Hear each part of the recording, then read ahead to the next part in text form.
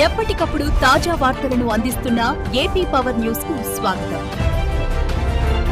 అనకాపల్లిలో ఉద్రిక్తత, నోటీసులు లేకుండానే షాపుల కూల్చివేత, రోడ్డుపై కార్పొరేటర్ దీక్ష. అనకాపల్లి గౌరపాలెం ప్రాంతంలో శుక్రవారం ఉదయం తీవ్ర ఉద్రిక్తత చోటు చేసుకుంది. స్థానిక శ్రీ నూకాంబిక అమ్మవారి ఆలయం ఎదురుగా ఉన్న ప్రైవేటు స్థలంలోని షాపింగ్ కాంప్లెక్స్ ను జీవీఎంసీ అధికారులు జేసీబీలతో అకస్మాత్తుగా కూల్చివేశారు. ఎటువంటి ముందస్తు నోటీసులు ఇవ్వకుండానే ఈ చర్యలకు పాల్పడటంపై స్థానికులు మరియు బాధితులు తీవ్ర ఆగ్రహం వ్యక్తం చేస్తున్నారు.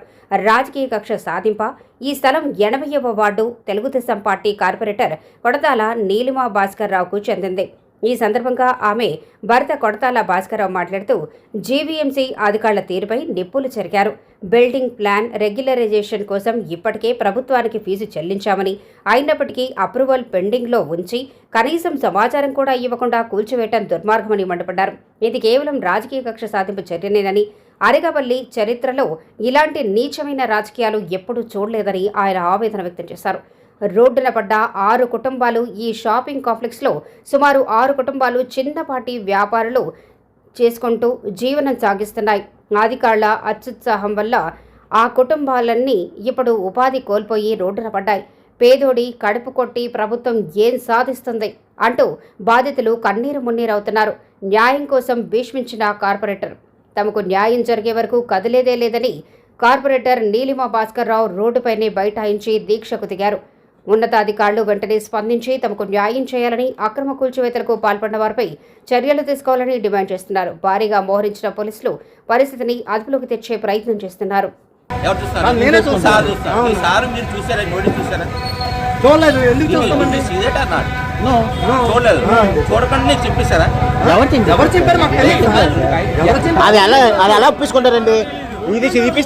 నా పేరు కొనతల నీలిమా భాస్కర్, 80వ వార్డు కార్పొరేటర్ని. కనీసం ఇంటిమేషన్ లేకుండా, ఎటువంటి సమాచారం లేకుండా నా అండర్లో ఉన్న షాపులు కొట్టేశారండి. వాళ్ళేమో రోడ్ వైండింగ్ ఉన్నది, అది ఇది అని చెప్పేసి ఇష్యూస్ చెప్తున్నారు. కానీ ఇక్కడ చాలా షాప్స్ ఉన్నాయి అనాథరైజ్డ్ గా కట్టినవి. ఏవి కూడా ఇబ్బంది లేదు, కానీ నా షాప్ ఒక్కటే ఇబ్బంది వచ్చిందా. ఇది ఎంతవరకు న్యాయం అని చెప్తున్నాను. చాలా మంది చిన్న వ్యాపారస్తులు అందులో ఉన్నారు. వాళ్ళు కూడా కనీసం ఏమీ చెప్పకుండా ఎన్నో చాలా ఎక్కువ లక్షల రూపాయలతో తెచ్చుకున్నారు. ఎంతో కష్టపడి, వాళ్ళు ఎంతో కష్టపడితే గానీ అంతవరకు రారు. ఆ సామాన్లు కూడా కనీసం ఏం ఇంటిమేషన్ లేకుండా సామాన్లు కూడా శుభ్రంగా ధ్వంసం చేసేసారు. ఇది ఎంతవరకు న్యాయం? అయితే మనకు నలుగురికి సాయం చేయాలి, కానీ ఒక నలుగురు కొడుపు కొట్టే ఇలాగ ఉండకూడదు. ఇది ఎంతవరకు అసలు ఇది ఎంత ఇలాగైనా మాకు న్యాయం జరిగేదాకా మేము ఎంత దూరమైనా వెళ్ళడానికి అసలు ఎటువంటి ఆలోచన లేదు మాకు. కంపల్సరిగా మేము దేనికైనా సిద్ధంగా ఉన్నాము. మాకు న్యాయం చేయాలి, కాంపన్సేషన్ ఇప్పించాలి, దానికి గల నష్టపరిహారం ఇప్పించాలి. మా అందరికీ కూడా అనాథరైజ్డ్ గా ఉన్న ఎన్ని కొట్టుకుంటూ వచ్చిమనండి, ఆ తర్వాత ఇది కొట్టమనండి. అసలు మేము అది గవర్నమెంట్ ప్లేస్ కూడా కాదు, అది ప్రైవేట్ ప్లేస్. మా ప్లేస్ లో ఉన్నది మేము కన్స్ట్రక్షన్ చేసుకుంటే వాళ్ళకి ఏంటి ఇబ్బంది? అసలు అది కూడా 10 అడుగులు వెనకాతలకు వెళ్ళి మరీ కట్టాము. ఆ షాప్స్ ని ఇప్పుడు మాకు కనీసం ఇంటిమేషన్ లేకుండా మేము ప్రజాప్రతినిధులుగా మేము ఎన్నో పల్లె మీద వెళ్తాము. ఈయన వైజాగ్ వెళ్దాం అనుకున్నారు, లక్కీగా ఈయన ఇక్కడ ఉన్నారు కాబట్టి ఏదంటే ఒక ఆడదాన్ని అయి ఉండి నేను ఎంతవరకు పోరాడగలను. కనీసం ఒక ఇంటిమేషన్ అయినా ఇవ్వాలి కదా. ఇది ఎంతవరకు న్యాయం? నాకు కంపల్సరీగా న్యాయం చేయాలి. న్యాయం జరిగే వరకు నేను ఇక్కడే కూర్చుంటాను, దానికి ఎటువంటి సందేహం లేదు. నా పేరు కొంతల నీలిమా భాస్కర్, నేను 80వ వార్డు కార్పొరేటర్ నుండి. ఈ రోజు నా వార్డులో కొన్ని షెడ్లు కొట్టేయడం జరిగింది. అది వాళ్ళు కట్టుకునేటప్పుడు నేను సహకరించననే జ్ఞాపంతో 10 మంది పేదవాళ్ళ కడుపు కొడుతూ ఆ షెడ్లు నిర్దాక్షిణ్యంగా కొట్టేయడం జరిగిందండి. ఈ రోజు ఉదయం తెల్లవారు ఎవరో లేని సమయంలోనే టౌన్ ప్లానింగ్ అధికారులు వితౌట్ ఇంటిమేషన్ నోటీస్ కూడా ఇవ్వకుండా కనీసం వార్డు కార్పొరేటర్స్ చెప్పకుండా వాళ్ళు వచ్చి కొట్టేసి సుమారుగా 20 లక్షల రూపాయల ఆస్తి నష్టం జరిగింది. మాకు కాంపన్సేషన్ ఇచ్చేంత వరకు మేము మా ఇష్యూ ఏదైతే ఉందో క్లియర్ అయ్యేంత వరకు మేము ఇక్కడే ధర్నా చేస్తామండి. పేదవాడు కొట్టాలని ఏ నాయకుడు కోరుకోడు. ఇది అధికారులు కావాలని చేసిన ఎంతో కొంత తప్పుడు పని. అధికారులు చేయాలంటే చెప్పాలి. వీలైతే 10 మందికి నిలబెట్టండి, అన్నం పెట్టండి, కానీ 10 మంది జీవితాలు రోడ్డు మీదకి లాక్కండి. ఈవేళ ప్రైవేట్ సైట్ లో కట్టిన దానికి ఎటువంటి నోటీసు లేకుండా రాజకీయ కక్ష సాధింపుతో కేవలం నేను ఉన్నాననే ఉద్దేశంతో సైట్ కూడా నాది కాదు, సైట్ కూడా ఆయన ఆపండి అని చెప్పాలి. లేదా నేను రోడ్డుకి 10 అడుగులు దాటే వదిలేస్తే కట్టాను, రోడ్డు నుంచి 10 అడుగులు వదిలేస్తే కట్టాను, మీరు కట్టేట మీకు ఏమైనా ఇబ్బంది ఉన్నది అనుకోండి చెప్పాలి. ఎటువంటి నోటీసు లేదు. ఇలా శివసత్యనారాయణ గారికి ఈ సైట్ ఇది ఆయనకి నోటీస్ ఇష్యూ చేశారు. అది నోటీస్ కూడా ఇష్యూ చేసింది ఏంటంటే దానికి అంటించేస్తారు. అంటించేస్తే సైట్ ఏంది ఆ ఖాళీ సైట్ ఏంది అవడం వల్ల ఈ నోటీస్ తో సంబంధం లేదు. సైట్ మన పెంటకోట దుర్గలక్ష్మి గారు సైట్ తీసుకుని కట్టారు.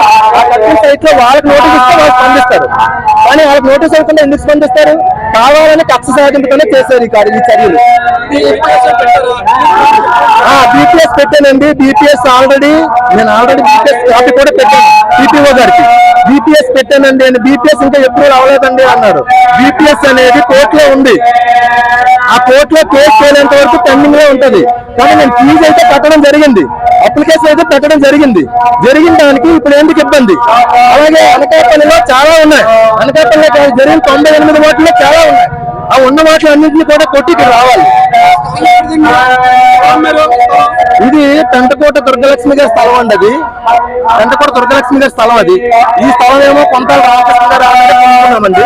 ఈ స్థలం ఈ పక్క సైట్, ఇది పక్క సైట్ శివసత్యనారాయణ గారి సైట్. ఆ పక్క సైట్ ఏమో మన పెంటకోట దుర్గలక్ష్మి గారు వాళ్ళు కొనుక్కున్నారండి. ఆ పక్క సైట్ పోగొట్టుంది. వాళ్ళ దగ్గర కూడా మన పార్కింగ్ మనకి కావాలని చెప్పేసి తీసుకోవడం జరిగింది. పార్కింగ్ కావాలని తీసుకున్నాము. ఇది కొట్టేస్తున్నారంటే నేను యాక్చువల్ గా ఈ రోజు టీవీఎంసీలోని స్టాండింగ్ కమిటీకి సంబంధించి ఒక మీటింగ్ ఉంది. ఆ మీటింగ్ కోసం మాట్లాడదామని నేను వెళ్తున్నాను. ఉదయాన్నే వెళ్ళి మళ్ళీ మధ్యాహ్నం కాలం వచ్చేయాలని ప్లాన్ చేసుకుని వెళ్తున్నప్పుడు నేను ఇక్కడికి వచ్చేటప్పటికే సౌండ్లు వచ్చాయి. టపా టపా టపా. నేను అప్పటికే నాకు ఒక ఫోన్ చేశారు. ఇంట్లో కార్ ఎక్కాను, ఇలాగే నాకు ఫోన్ చేశారు. ఇలా అవుతుంది, నేను ఇక్కడికే వస్తున్నానని చెప్పి అంత బండి ఆఫీస్ వచ్చిన తర్వాత ఆగారు. లేదా అంటే ఎంత ఘోరం అంటే అండి, 10 మంది కొట్టకూడదురా నాయకుడు అనేవాడు వీలైతే 10 మందికి అన్నం పెట్టండి. ఒకవేళ నిజంగా జీవీఎంసీ స్థలంలో ఉన్నా కూడా ఆడి పేదతో ఆడి మధ్య ఆడు బతికే బ్రతుకు కాబట్టి సాధించాలి. ఒకవేళ సాధించకపోయినా తప్పలేదు. ప్రైవేట్ సైట్ లో పేదవాళ్ళు కట్టుకుంటారా వీళ్ళు కట్టుకుంటే వీళ్ళకి మీరేమో కావాలని వాళ్ళు కొట్టడానికి వాళ్ళని ఇబ్బంది పెట్టడానికి చేస్తారా? అది ఎంతవరకు కరెక్ట్ చెప్పండి. దీనికి సంబంధించినంత వరకు అధికారులు గాని మన పైన ఉన్న నాయకులు, ఎందుకంటే నియోజకవర్గానికి సుప్రీంస్ కొంతాల రామకృష్ణ గారు, అలాగే మన ఎంపీ సీఎం రమేష్ గారు, అలాగే ఇన్ఛార్జ్ గా ఉన్న పేద గోవింద్ గారు, వీళ్ళందరూ సమాధానం చెప్పాలి. పేదవాడు బ్రతకడానికి వీలు లేదా? పేదవాడు తప్పు చేశాడా? మీకు ఏదైనా ఉంటే కంప్లైంట్ పెట్టి మీకు ఏదైనా ఉంటే ఫైన్ రాయండి. దీనికి మీ ప్లాన్ లేకుండా కట్టేది ఫైన్ కావాలంటే చేస్తాం. లేదా ప్రైవేట్ సైట్ గవర్నమెంట్ సైట్ లో కట్టారు కొట్టేస్తాం, తప్పలేదు. ప్రైవేట్ సైట్ లోని